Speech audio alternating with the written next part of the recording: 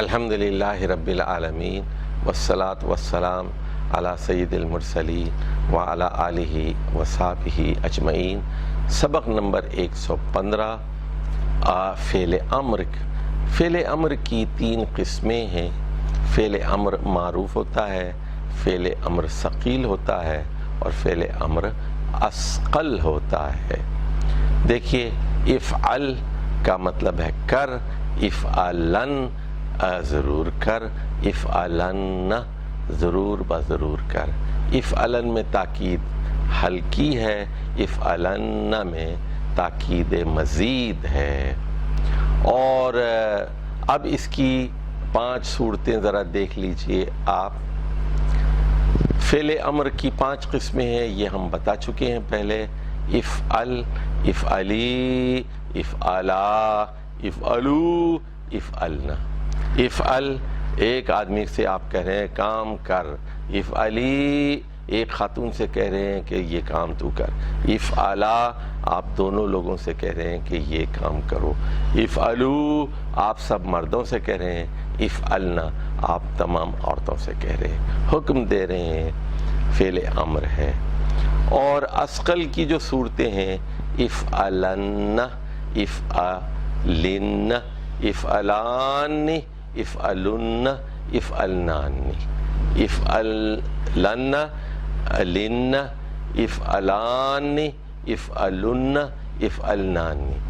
تو لن واحد مذکر کے لیے، لن واحد مؤنث کے لیے، لن، افعلن یہ جمع کے لیے، اور افعلان مثنیٰ کے لیے، اور افعلنان یہ جمع مؤنث کے لیے۔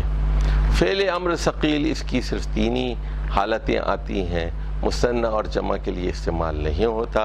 افعلن، افعلن، افعلن، افعلن، افعلن، افعلن۔ تو افعل، افعلی، افعلو کے بجائے افعلن، افعلن، افعلن۔ تو اب اس کے قواعد کیا ہیں؟ فعل امر معروف میں حکم سادہ ہوتا ہے، فعل امر ثقیل میں تاکید ہوتی ہے، اور فعل اثقل میں تاکید مزید ہوتی ہے۔ فعل امر ثقیل کی صرف 3 قسمیں ہیں۔ لام کی حرکت زبر، زیر اور پیش سے یہ پہچانی جاتی ہیں۔ واحد مذکر کے لیے لن، اور مؤنث کے لیے لن، اور مذکر کے لیے جو ہے جمع کے لیے لن۔ اور فعل امر آپ کو پتہ ہے کہ حاضر کو دیا جاتا ہے، جو سامنے موجود ہے، مخاطب کے لیے دیا جاتا ہے۔ ایک بات نوٹ فرمائیے کہ عربی زبان میں صیغہ غائب اور صیغہ متکلم سے پہلے بھی لام امر، لام مکسور لی لگا کر اسے امر بنا لیتے ہیں، اور ایسی صورت میں بھی اس کا مفہوم کرنا چاہیے ہوتا ہے۔ چلیے اب فعل امر معروف کی کچھ قرآنی مثالیں ہم آپ کے سامنے رکھتے ہیں، بہت آسان ہے۔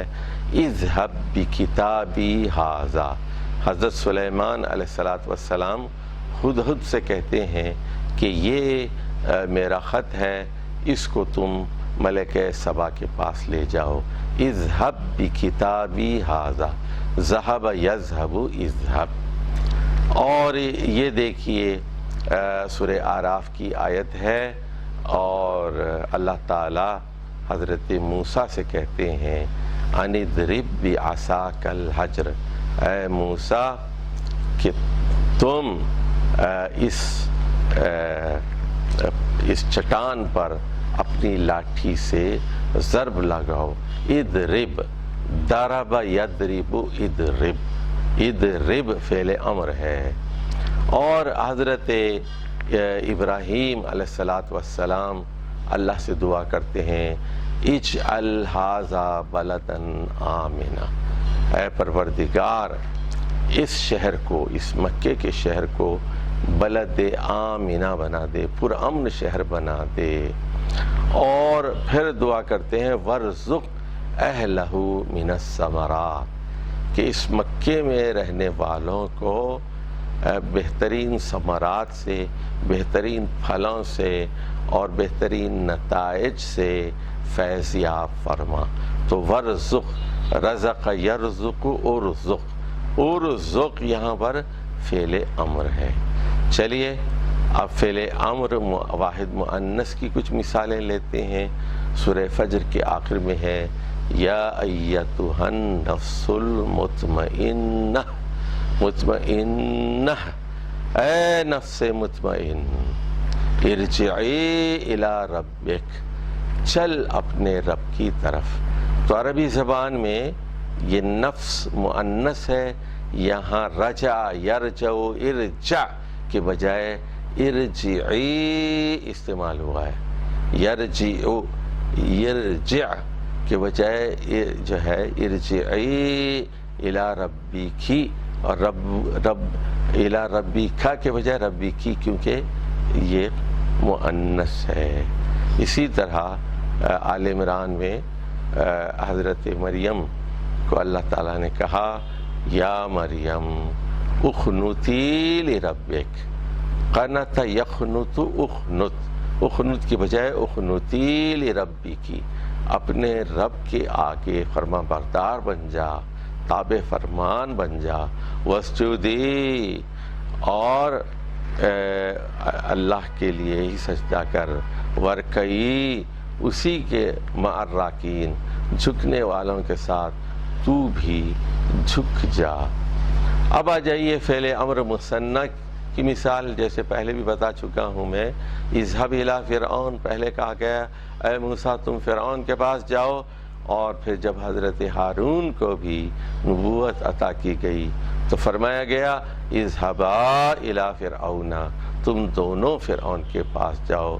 فعل امر کی مثالیں قرآن مجید میں بہت ہیں، تو جیسے سورہ یوسف میں کہا گیا وَادْخُلُوا مِنْ أَبْوَابٍ مُتَفَرِّقَةٍ، حضرت یعقوب نے اپنے بچوں سے کہا کہ تم جب فلسطین کی سرزمین سے مصر کی سرزمین میں داخل ہونا تو مختلف دروازوں سے داخل ہونا۔ اسی طرح اللہ نے حکم دیا مسلمانوں کو کونوا قوامین بالقسط، قوام بنو، کونوا قوامین، قائم کرنے والے بنو، انصاف کو قائم کرنے والے بن جاؤ۔ اسی طرح کہا گیا کہ مسلمانوں کو گفتگو میں بھی عدل اور انصاف سے کام لینا چاہیے، سچی بات کہنی چاہیے۔ سورہ انعام کی 152 آیت میں کہا گیا وَإِذَا قُلْتُمْ، اے مسلمانوں جب تم بات کرو فَعْدِلُوا، عدل و انصاف کی بات کرو، وَإِذَا قُلْتُمْ فَعْدِلُوا وَلَوْ كَانَ ذَا قُرْبَى، چاہے معاملہ قریبی رشتہ داروں کا کیوں نہ ہو، تو رشتہ داروں کی حمایت میں عدل کا خون مت کرو، انصاف کی بات کرو۔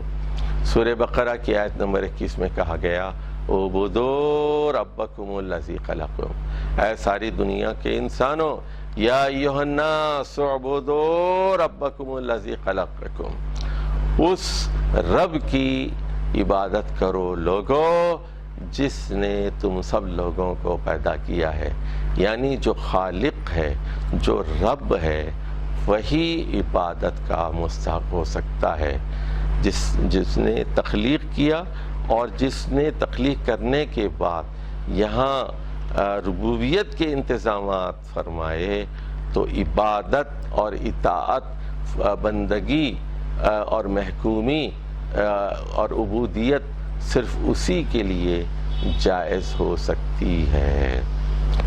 تو اب بعض اوقات یہ ہوتا ہے کہ فعل امر کے آگے لام امر لگا کر اس کے مختلف صیغے بنا لیے جاتے ہیں، کہ جیسے لی افعل کا مطلب ہے لی افعل تو مجھے کرنا چاہیے، لی ادخل کا مطلب ہے مجھے داخل ہونا چاہیے، لی اسجد کا مطلب ہے مجھے سجدہ کرنا چاہیے، لی یدخل کا مطلب ہے اس سے داخل ہونا چاہیے۔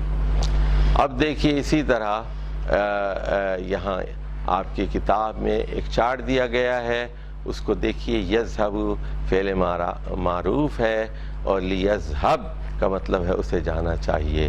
یذہبانی ان دونوں وہ جو جاتے ہیں، لیذہبا ان دونوں کو جانا چاہیے. اور یذہبون سے لیذہبو ان سب کو جانا چاہیے. اور تذہبو سے لتذہب اسے جانا چاہیے. تذہبانی سے لتذہبا ان دونوں کو جانا چاہیے. اور یذہبنا اور لیذہبنا ان عورتوں کو جانا چاہیے. اذہبو سے لیذہب مجھے جانا چاہیے. اور نذہبو سے لنذہب ہمیں جانا چاہیے. تو اب یہ لام امر کے قواعد ذرا دوبارہ ہم ان کا جائزہ لیتے ہیں. اور فعل مضارع سے پہلے لام امر مکسور لگا کر اس کو مجزوم کر لیتے ہیں اور یہ فعل امر بن جاتا ہے. ادا کرنا چاہیے مسٹ ڈو کا مفہوم دیتا ہے. اور لام امر چونکہ حروف جازمہ سے ہے یہ نون اعرابی گرا دیتا ہے. لام امر کے بارے میں یہ بات بھی یاد رکھیے کہ لام امر نون نسوہ کو برقرار رکھتا ہے. جیسے لیسجدن کا مطلب ہے ان عورتوں کو سجدہ کرنا چاہیے. لتشکرن.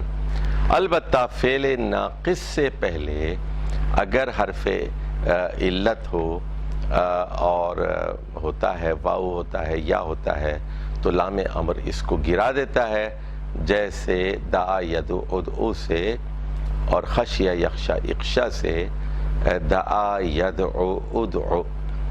تو یہاں لیخشا یخشا کے بجائے یخشا ہو جاتا ہے. لیخشا اسے ڈرنا چاہیے. لیخشا مجھے ڈرنا چاہیے. اور لام امر سے پہلے واو یا فا یا ثم آ جائے تو لام امر ساکن ہو جاتا ہے. جیسے لیکتب اسے لکھنا چاہیے. ولیکتب اسے لکھنا چاہیے. لیشہد سے ولیشہد.